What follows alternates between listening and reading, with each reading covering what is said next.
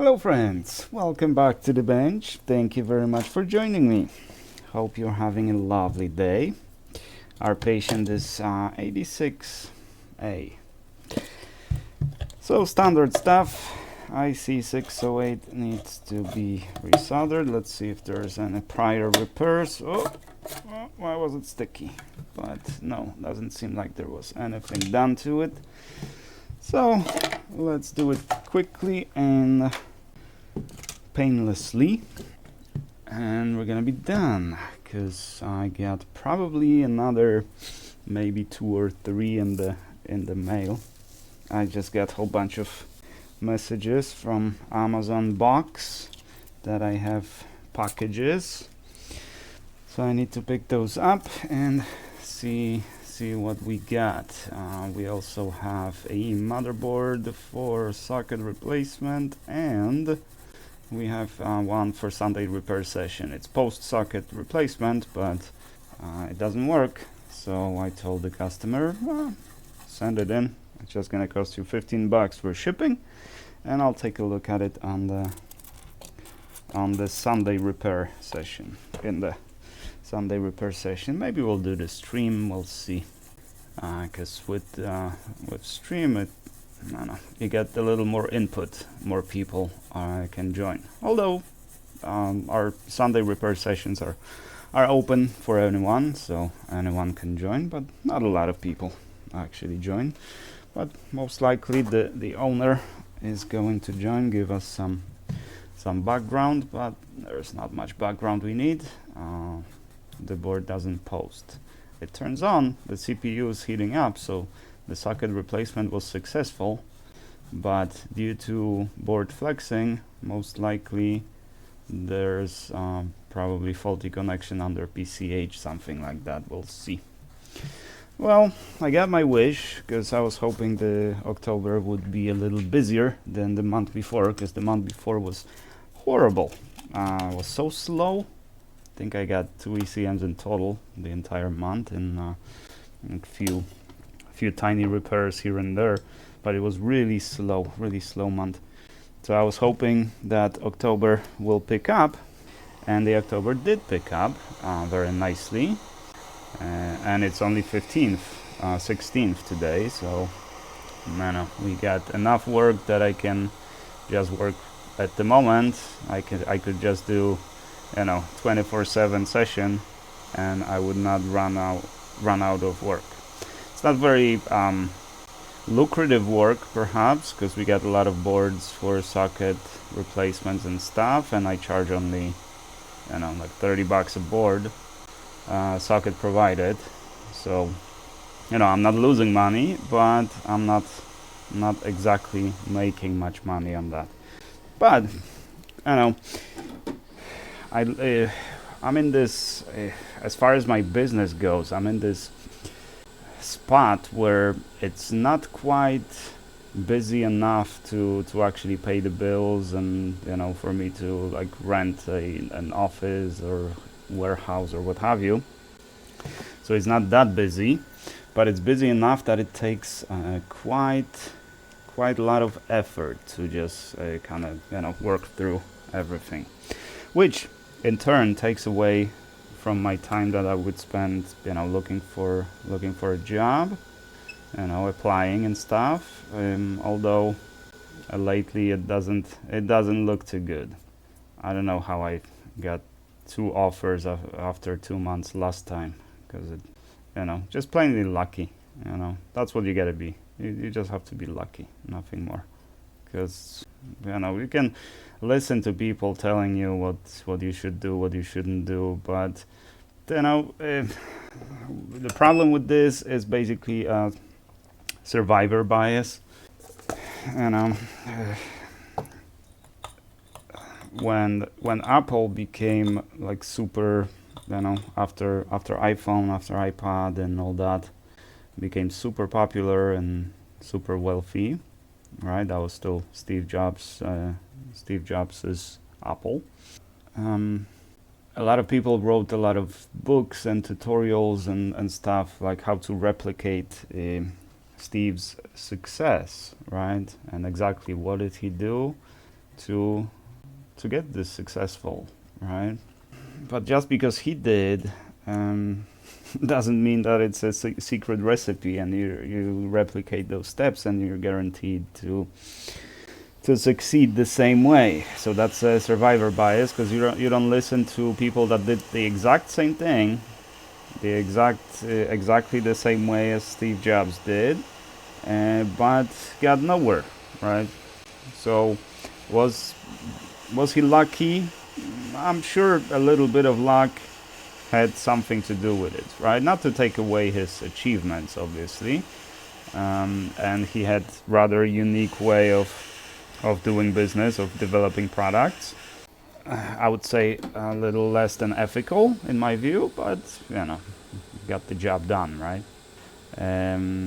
So you don't hear about all these people that did the exact same thing and got nowhere. You just expect that you're gonna be successful if you replicate the steps that Steve Jobs took, right? So the same way, how did I get a job after 2 months of looking in the worst job market? I just got lucky. Nothing more to it. So now I just need to get lucky again, I guess. But this time I don't seem to be getting anywhere.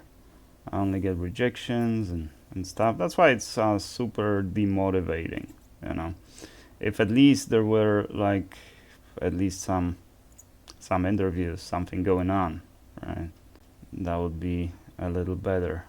But since there's nothing, pretty much, all you get is just automated rejections. It's a little demotivating, which is understandable, right? That's why it's good when the shop gets busier. At least I have a lot to do, so I don't have time to get depressed or demotivated. There's work that needs to be done, and I don't know. And likewise, it also puts me in the position I'm not gonna go for just any offer, any job offer, right? Because then I would have to, slow down the shop. So it's gonna have to be a trade-off. So if I do accept an offer, it's gonna have to be something that works for me and works for my employer. Right? And last time I didn't pick very well. But it was a job. I did my best. I was committed, but within a reason, not blindly committed. So maybe that was the problem. Who knows? But recently, I don't know if you guys, I did mention that channel, the labor gains, some time ago. He made a video recently, a few weeks ago, that I'm a guy with MBA and I can find a job. 10 years of experience in MBA. Very impressive in my view. The times where the education was a big factor are not quite here anymore. I mean, I still when I apply to certain jobs, there is a requirement. You need to have education and in some field, and it's a non-starter if you don't. So there are some requirements like that here and there as well, but the times that we had back in the day, that if you graduated the prestigious school or something like that, you automatically are better than the rest that did not. So anyways, that was actually, he got plenty of views on that video, so I'm sure that gave him a little bit of a confidence boost, because I'm thinking just what I've been saying for a little while now, that if I don't make something happen myself, then I might never get a job, right? Because maybe I aged out of the market, or AI pushed me out of the market, or whatever the reason, right? And recently he made a kind of a follow-up video to that, because he had 3 interviews, and he came to the same conclusion. And maybe I will never get a job. And I can kind of understand that even more so in his case, because he's been looking for work since January 24. We are almost at the end of 25, so that's gonna be close to 2 years now. He can find a job. Imagine how demotivating that is. Crazy. So he's actually a little younger than I am, but he suspects that maybe it's ageism, that people want to hire younger people, more moldable people, right? Maybe he's too much stuck in his ways or something like that. It's a possibility that some of those companies do look at it like that, but I don't know. I think it's a lot harder for newcomers with no experience. That's what I expect. There's plenty of people complaining about that. They just graduated and there's no work for them. And some of them, graduated with prestigious titles, prestigious schools and stuff like that, and no work for them. They can't move out from mom's basement or whatever, right? That's demotivating, because all these years you were studying hard, and you were promised great jobs, great opportunities with your new title. You finally got the title. Now you have a huge debt, and there's no work. There are no jobs.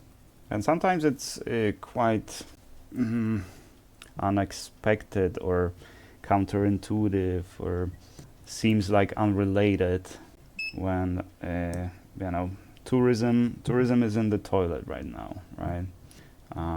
Mainly because of the decisions of Florida, because that's used to be big tourism spot in Florida, but they decided to just cut the costs and remove the basically marketing department.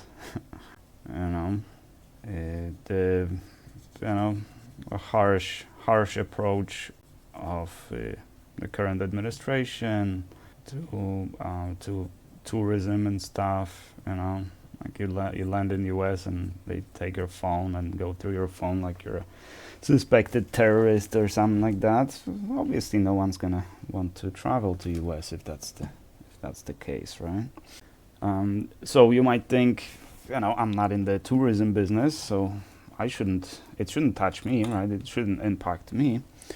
But sometimes that chain is pretty complex, and you don't really even know where it leads, right? And you work, say in the software engineering, right? And I don't know, you maintain some APIs, and those APIs are utilized by the companies that provide financial services to the tourist companies, and suddenly if tourism goes down, you didn't even know that you were so dependent on the tourism, right? And suddenly your business goes down. So something to think about. Sometimes it's a really complex relation between the two. And the recession now, so obviously companies are not quite investing, not in the mood for investing, right? To the contrary, they just want to find savings on everything. And the easiest way to save is to just reduce the reduction in force, right? Basically layoffs, right? The W-2 employees are pretty expensive if you consider 401ks, health insurance, and unemployment, or what have you, plus the salary, obviously. So if you can get rid of, say, half of your workforce, then yeah, you're making a lot more money. You're gonna survive a lot longer, or you're gonna stagnate and just be out of the business soon. Nobody knows. But even the jobs that I'm interviewing for, there are no W-2 jobs anymore. I mean, it's a contract position, basically, right? That's all I get nowadays. which, you know, works for me, but, you know, it's a lot cheaper for the employer because, you know, no 401k, no health insurance, no nothing. I have to get all that myself. So it's not like it used to be, unfortunately. Times are tough indeed. And there's just basically unnecessary problems. A lot of those problems that we have right now, we kind of brought them on ourselves. You know, if you look at the United States as an entity, right? If you imagine United States being a single person, one guy, right? And all those problems that guy is having right now are a result of his own choices, right? Not to say that it was perfectly fine during previous administration and everything was good, but at least the companies were making money and the markets were up and we were breaking records, you know, and at least there was that. Still, people couldn't find jobs and grocery prices and stuff were, you know, out of control. And it's hard for the administration pretty much running for the second term and saying that they're gonna fix all the problems that we see, but those problems, why were they not fixed already? Why are they now problems, right? But they weren't before, right? So it's kind of a tough position for, you know, incumbent to just run on the issues that they could have fixed already. Right, that's why opposition usually wins in that situation. Right? Plus all those problems with, you know, last time we were talking about the Second Amendment, right? But it looks like meanwhile we lost First Amendment. that whole kerfuffle with, you know, comedians being fired for making a joke, and it wasn't even a very edgy joke, you know, because I understand that, you know, if you say something like really wrong, I even talked about it some time ago, you know, if you say something super edgy and super inappropriate and someone decides that, you know what, I'm not gonna hire you anymore, you're fired, you know, I say that their decision, their right to decide not to having an employee with like some radical ideas that they're shared publicly, because it's a tough situation for the employer, because then if you don't fire such person, then essentially what you're saying is that you agree with them. So it's not even their fault. It's basically that's how social media works now. But, you know, being fired for a joke that wasn't even edgy, wasn't quite inappropriate, that's not good. But what worried me the most, actually, and I don't know if you're gonna find that surprising or not, but what worried me were Republicans like Ben Shapiro, Ted Cruz, Tucker Carlson, you know, going against that, saying that that's not right. But why? All of them cite the reason that if we allow this to happen, then the shoe is going to be on the other foot, and in 3 years we are the ones that are going to be cancelled. And that is especially concerning to me, because it looks like the only problem they have is just self-preservation. Like, yeah, let's not cancel that guy, because in next term, when Democrats take over, we are gonna be the ones being cancelled, and you know. But that's the so wrong way of looking at it. No, you should be against it, because either we we have freedom of speech or we don't. Not looking at it as a self-preservation. That let's consider that we're gonna be in the same situation that the guy is right now. I'm a strong proponent of free speech, First Amendment, even more so than the Second Amendment, but yeah, that's a different discussion.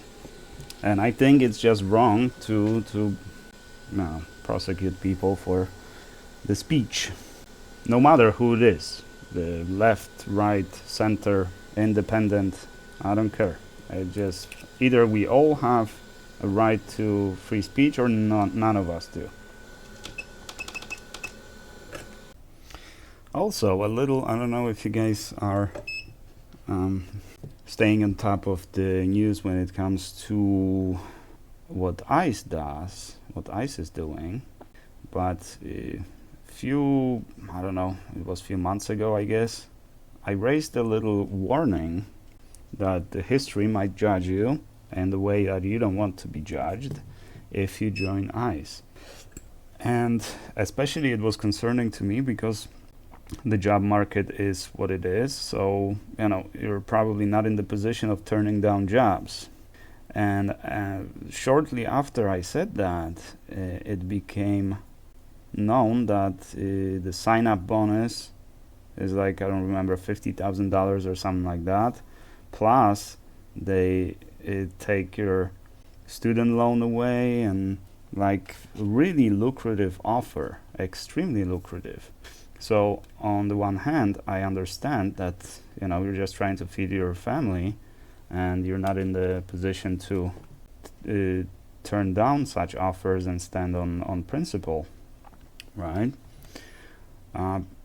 But just presuming that you're a great guy, right? You just need a job, right? And you're doing your job as an ICE officer respectfully, and you do your due diligence and all that, you're still going to be judged by the lowest common denominator, and all those viral videos where you can see that those guys are just incompetent, right? You can see that they didn't go through proper training. They don't know how to handle a person that is, they're trying to detain, but the person is not allowing them, or running away, or fighting back, and then you have a crowd around you, cheering against you, right, or even interfering, and you can see that they're just not trained to handle such situations, right? So it's not real law enforcement. It's just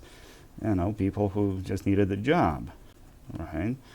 Hopefully, because I'm sure there are probably some cases of people that just want to, they're for some reason they're angry with immigrants in general, and they just want to take out that anger on the immigrants, right? Who knows? But again, the history is not going to make that determination that you were the one of the good guys. We've seen that, Nuremberg trial, right, when Nazis were prosecuted for war crimes. All of them used the same excuse: I was just following orders. I'm a good guy. I was the only good Nazi. Yeah, but you were still Nazi, and we don't make that distinction now, looking at it in retrospective. And it's going to be the same with ICE. No one's going to remember you as a good ICE officer. No, we're just going to be labeled the same way as the ones that are behaving not appropriately, and not to mention that all of that is happening without due process, so it's unconstitutional. So yeah, you're not gonna have a good time afterwards. So enjoy it while it lasts, I guess. Rake those benefits as a nice officer, but in a few years you might be paying a pretty hefty price for that decision, and I would hate to see good people being punished for few bad apples in ICE, because as far as we know, because we don't so as far as we know, maybe there's just a handful of bad apples, right? And that these are the ones that we see, the viral videos. No one's showing you the viral video of ICE officer respectfully detaining an illegal immigrant and buying them lunch and escorting them to the comfortable truck where they are sent back to, I don't know, Mexico or whatever, right? You're not going to see that as a viral video. And I like to think that there are such cases, right? Because they can't all be bad, you know what I mean? There's no way that they're all, sadistic, badge-heavy guys, right? Some of them bound to be good people that just, found themselves in the situation, and they're just trying to survive like everybody else. They just need a job. That especially would sadden me. But yeah, we'll see. We'll see what's gonna happen. But and we'll see if I'm even right, or if my prediction is gonna come true. Because I'm kind of ringing the alarm bells that this is what's gonna happen. But maybe maybe nothing's gonna happen. The people that did relatively questionable things during January 6th, I don't know what we call it, protest or altercation with police and stuff, right? They did go to jail for a little while, but they're free men now. I mean, some of them went back to jail pretty quickly, but nothing happened to them. So maybe it'll be the same thing for ICE. We don't know, but it's just concerning to me because a lot of good people are gonna be caught in the crossfire, and I hate when bad things happen to good people, and I'm pretty sure the some of them just don't realize that, and they really mean well, but it is what it is. You gotta survive somehow. Now I know you probably would want to ask me, if I were in this situation where I have to join ICE to survive, right? Would I do it? I like to think, I don't know. It's kind of the same question like, would you ever eat a dog? Some people say no, I would never eat a dog. But I always say it's just a matter of how hungry you are. Your moral views and your character and your beliefs, all of that is going to be on the line. But if you don't eat something now, you're gonna pass out from hunger, or you're super hungry. So no, I never say that I would never eat something, because it's only the matter of how hungry I am, right? So the same with would I ever join ICE to save my life? Would I or to save my family? Maybe I would make that. I would see that as a sacrifice, right, for my family. But yeah, maybe I would. I like to think that I would stand on the principle and say no, I'm not gonna join the organization that breaks the Constitution. I'm gonna remain loyal to the Constitution and to the United States of America. But most thieves don't want to be thieves. They just steal because they have no other option, right? No one wants to be a thief. They just want things that they can't have other than in any other means than stealing, that kind of stuff. Or mental gymnastics, that thieves only steal from other thieves, because if you're a thief, then I don't feel bad about stealing from you, because you steal from other people too. And round and round we go. But even without mental gymnastics, nobody wants to be a thief, and I don't think anybody wants to work in ICE. They just need a job, and this is really lucrative job, very lucrative job. I wouldn't mind a paycheck of the ICE officer, if I'm being perfectly honest, but not at this price. Anyways, thank you guys very much for watching. I do appreciate you, and I shall see you guys in the next one.